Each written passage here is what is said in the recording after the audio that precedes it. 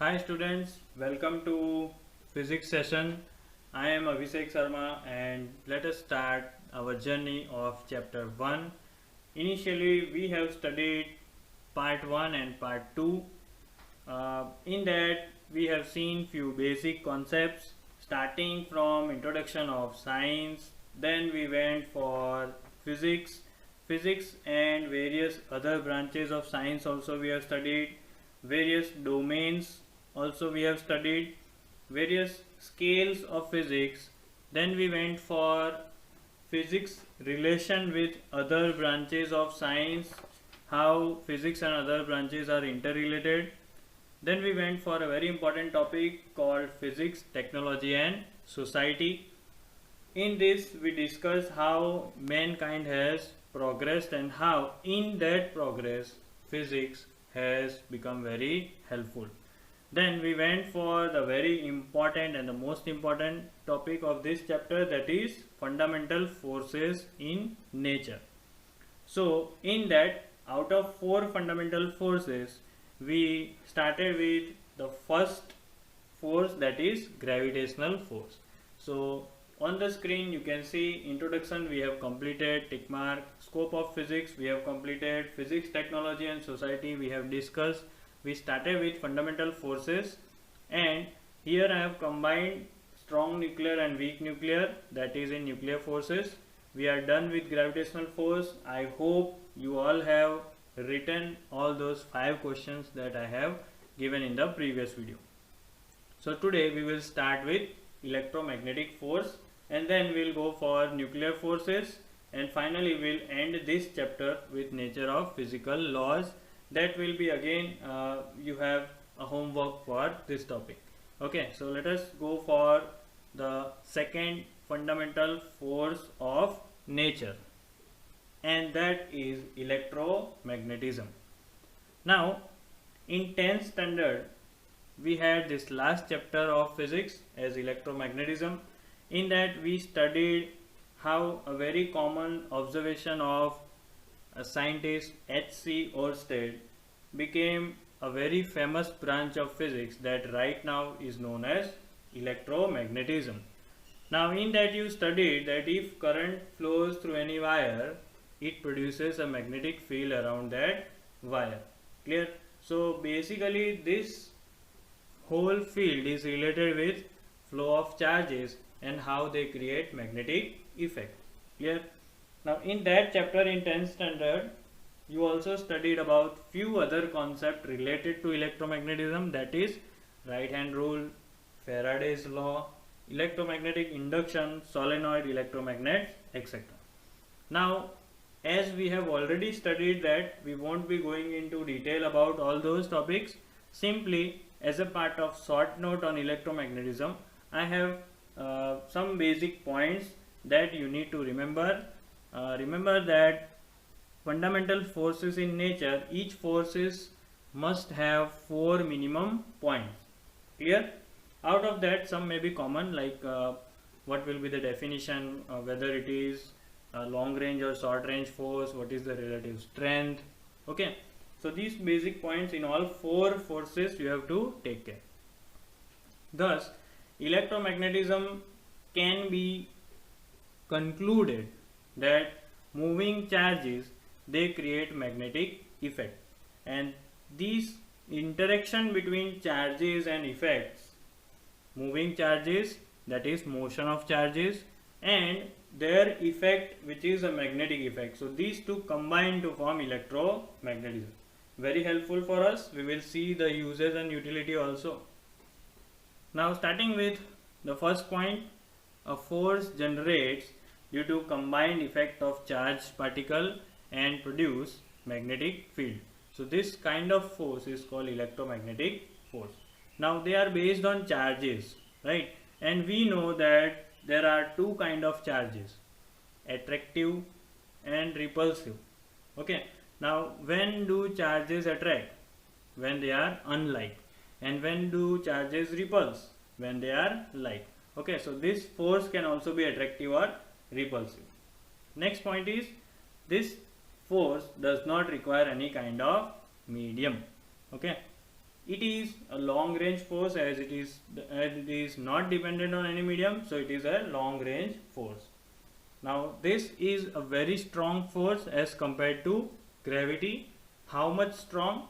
When we are speaking about very strong force as compared to gravity, we know that gravity is the weakest force. So electromagnetism and electromagnetic force is very strong. How much strong? That is 10 raised to 36 times stronger than gravity. So these few basic points are related to electromagnetism, right? You have to note it down when you are preparing the notes. Now let us see in our daily life where electromagnetism plays an important role. So you can see in the figure we have almost 4 different diagrams or photos depicting the role of electromagnetism, and also more than those we have our own list of that we are using. See, electronic devices, we are using electromagnets, hard disk drives, speakers, the maglev train, which are considered to be the fastest, right? German made train, maglev, magnetic levitation trains. Electric bells also we are using, that is also based on electromagnetism. Motors, generators. In scrapyard also you can see this figure, the last figure. In scrapyard it is used to pick up heavy scrap metals, right? Talking about use of electromagnetism in medical field, so they are also used in MRI machines. MRI, whenever you have a problem in ligament, muscles, you have to go for an MRI scan. So they see our internal problems and internal organs by the help of machines called MRI machines, magnetic resonance imaging. Also, few atmospheric phenomena like lightning in the sky is also related to electromagnetism. We have completed the first 2 fundamental forces, that is gravity and electromagnetism. Now moving on to a combined set of forces, that are nuclear forces. In the second figure on the right side you can see 2 types of nuclear forces are there. One is weak nuclear force and another is strong nuclear forces. Both are nuclear forces only. And what do you mean by nuclear forces? They act within the nucleus. So guess what will be their range? Their range will be very less. Now where you can find weak and strong nuclear forces? So weak nuclear forces are responsible for radioactive decay of some elements, some subatomic particles. You might have heard radioactive elements, right? Now why they are radioactive element? Because they emit radiation, right? So what are exactly those radiations that they are emitting, right? That means some particles are coming out of their nucleus. So that is with the help of weak nuclear forces. And strong nuclear force, strongest force existing in the nature. They bind the component particles of an atom's nucleus. You see, in the nucleus we have variety of subatomic particles. Now why I am telling variety, as you might think that in nucleus we only have 2 type of particles, that is proton and neutron. Why sir is speaking variety? So you will come to understand when we study about weak nuclear forces. I will tell you some names of some more subatomic particles. Clear? So right now you understand that whatever binds the nucleus, inside the nucleus, neutrons, protons, that is nothing but the strong nuclear forces. Let us go one by one and let us see in detail. So starting with strong nuclear force.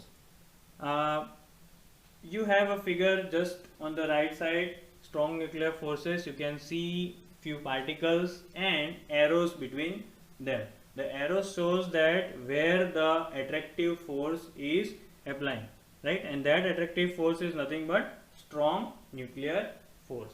Clear? Now let us see few points related to strong nuclear force. First point is, strong nuclear force is a force that binds together the protons and neutrons inside the nucleus. So this diagram is nothing but a short depiction of what is there inside the nucleus of any element. Okay. Next is, as this force act only within the nucleus, so we can write a point like this force is a short range force. Next point is, this force is 100 times stronger than electromagnetic force. 100 times stronger than electromagnetic force. Remember, electromagnetic force itself was 10 raised to 36 times stronger than gravitational force. So I am giving you a question, a task. Find out the relation between how strong nuclear force is stronger than gravitational force. Clear? Let us see whether you can calculate or not. If you get the answer, please mention in the comment section below. Moving on to the next point, that is, it is the strongest force known in nature. It is charge independent force. You can see from the figure, it is acting between proton, it is acting between neutron, and it is also acting between proton and neutron. So it does not depend on charge. Okay, so it acts between all the internucleus forces, particles. Finally, one question might arise that we have seen that it is acting between proton, neutron. Does it act on electron? No. As electrons are very far away from the nucleus, this force does not act on the electrons, right? Any utility of studying strong nuclear force? So scientists are studying strong nuclear force because it has helped them to manipulate these forces, and then they are using it in their own research work. For example, I have written 3 things below, not to be included in the notes, but it is for knowing. Scientists have manipulated strong nuclear force to improve the quality and magnitude of modern weapons. Okay, the manipulation of this force is the basis for the creation of nuclear weapons. See, right now we all are in the race of superpowers, right? So those countries having more nuclear weapons is considered naturally as a superpower. So this manipulation helps them into creation of nuclear power is also becoming a popular solution for energy crisis. Our next force is weak nuclear force. Now this force is very special because it appears only in certain processes, right? Now those processes, again, as I said, they might be beta decay of any nucleus. Now what is beta decay? It is nothing but a kind of radiation, right? When neutron splits into few subatomic particles, that is called decay. So we are not going into very detail, just see what points, if asked in an exam, what points can we write. So this force appears only in certain nuclear processes like beta decay of any nucleus. It is a very short range force because, again, after all, it is a nuclear force, right? Now this force, again, if weak word is written, don't consider it as very weak, because we all know gravitational force is the weakest. This is weak only is compared to strong nuclear force. Okay, now if we compare weak nuclear force with gravitational force, this force is still 10 raised to 25 times stronger than gravitational force, but ultimately it is weaker than strong nuclear force and electromagnetic forces. S and F stands for strong nuclear force, EM stands for electromagnetic forces. Now to understand this force in detail, that is again a very high level subject, we need to know about few elementary subatomic particles. Now remember, in the starting I told you that if I ask you what are the subatomic particles, you will say that in the atom we have electron, proton and neutron. But again, if you divide them, as John Dalton has said, that the smallest indivisible part is atom, clear? But again we saw that atom can also be divided. Again, these subatomic particles, electron, proton, neutron, can also be divided. They are also said to be made up of particles called quarks, right? Then we have another subatomic particles called subquarks. Okay, they are said to be made up of few basic subatomic particles, right? So in all, if you study physics in detail, you will come to know that we have some special particles inside these atoms and electron, protons and neutrons. They might be neutrino, another name can be baryons, another can be mesons, leptons, hadrons, etc. So this is not our topic right now. You just have to remember few points related to weak nuclear forces. To understand in detail, we still have to go for graduation, post graduation. Clear? So this is how we complete these four fundamental forces. We studied gravitational force, then we studied electromagnetic force, then two nuclear forces, strong nuclear force and weak nuclear forces. Now another important topic that might not be included into a main topic, but this is very important, right? Now one of the basic quest of modern physics is unification of forces. Now what do you mean by the word unification? What do you mean by the word unification? Unification means unity and unity means combination. Clear? So in short, unification of forces is combination of different physics and branches and concepts. Clear? So for example, I have given electromagnetism. We have studied in 10th standard. That is why you will easily understand that electromagnetism is the combination of electricity and magnetism. Clear? Now the greatest advancements of physics are only due to unification of different theories. How one theory is related to another theories, how from one topic we can go to another topic, how if we solve one mystery, that answer can be the solution of another mystery as well. Clear? Now a few scientists have done much work in this unification. So not forgetting the greatest scientist of physics, that is Isaac Newton. He tried to unify celestial domains and terrestrial domains. Now it is very important to understand that he made few laws that are known as gravitation laws and laws of motion. We are talking only about gravitation. So gravity is a force which is present on our earth as well, and it also governs the celestial processes. Celestial processes means processes which are occurring in space. So if you want to study celestial motion, you have to study gravity. Again, if you want to study a motion of a simple ball which is hit by a cricketer, you will have to study force, laws of motion and laws of gravitation. So that is why gravitation combines the celestial and terrestrial domains. So that is nothing but unification. Okay. Same as Faraday and Oersted, they combined two separate branches and made electromagnetism. Maxwell, another good scientist, he combined optics and electromagnetism. Now even though you don't know much about Maxwell, optics and electromagnetism, how he has combined, you see, he told, and he was the first one to find out, that light is an electromagnetic wave. Clear?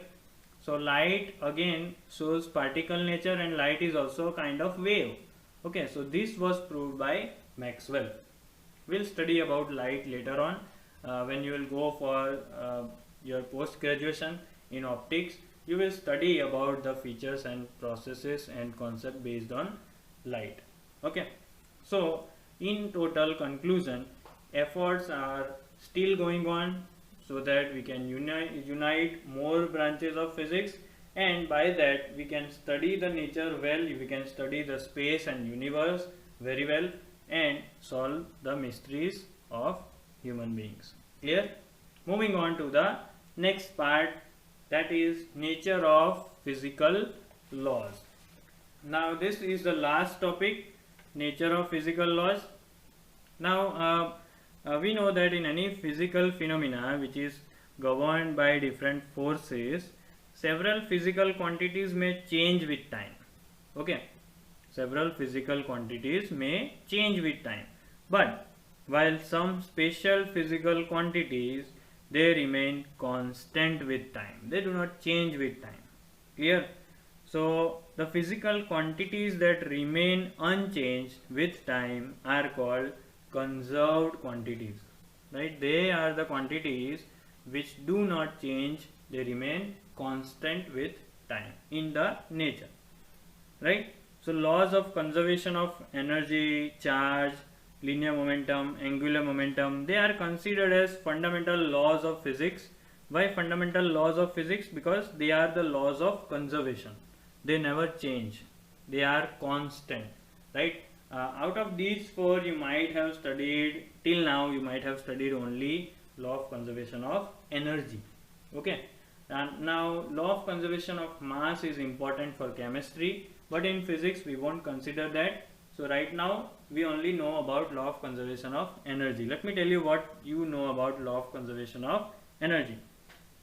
The amount of total energy in the universe that remains constant. Energy can neither be created nor be destroyed.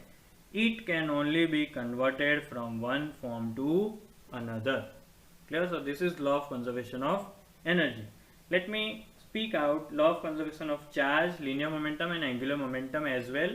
But I'll be giving you another homework question that you have to find out from the internet the statements of law of conservation of energy, charge, linear momentum and angular momentum, or else you have to hear it very carefully. Right? I will be speaking it only one time. So law of conservation of charge. During any process taking place in an electrically isolated system, the algebraic sum of the charges always remains constant. So we have a system which is totally isolated, right? And in that system, whatever charges are there, you add them, the sum will always remain constant. Next is law of conservation of linear momentum. If the resultant external force on a system is 0, the total linear momentum of the system remains constant. So without any external force, the linear momentum is conserved. So law of conservation of angular momentum is similar like law of conservation of linear momentum. We will study this when we will complete few chapters in physics. But right now I am telling you the statement: if the resultant external torque acting on the system is 0, the total angular momentum of the system remains constant. Right? So these are the laws of conservation. Okay. Now in future you will study these laws in detail. In addition to these four laws, we have laws of conservation for spin, Byron number, strangeness, hypercharge, etc. Right, in nuclear and particle physics. So right now we are not studying this. Okay. And now in physics, studies is carried out of space and time. In classical mechanics, space and time are considered independent of each other, while according to the theory of relativity given by Einstein, space and time are interrelated. Right. So time again is a very valuable and precious physical quantity which is still a kind of mystery. Okay. So we know the basic reasons behind existence of these laws of conservation, but physicists are still putting their efforts to reveal the underlying mystery of nature in few laws of conservation. Right? So dear students, the doors are still open for you to resolve many such interesting unsolved problems in physics. So that is how I declare this chapter as over. Okay, this chapter is over. The only writing work will be the short note on these four, as I assume that short note on gravitational force is already complete in your notebook. So you will continue with the second fundamental force, that is electromagnetic force. Then you go for strong nuclear, then you go for weak nuclear. No need to draw the figure. It is optional. If you want, then you can draw. And don't forget that I have told you to use internet and to write the statement of the laws of conservation. Clear? Now, after every video session, I'll be putting a Google form. This Google form link will be given in the description box, which is below the video. So you have to go in description, click on the link, and this Google form will be compulsory because few questions I'll be asking you based on the videos. Right? Suppose today this video is over, so I will have 5 or 6 question or 10 question based on this video only. So if you are watching these videos properly, you are easily able to answer those questions. Again, this Google form will help me to know whether you are or whether all students are seeing the video, watching the video carefully or not. Clear? So this is a kind of feedback system that I will be putting after every video. Clear? So don't forget to like this video if you feel that it was knowledgeable. Clear? So that's all for today.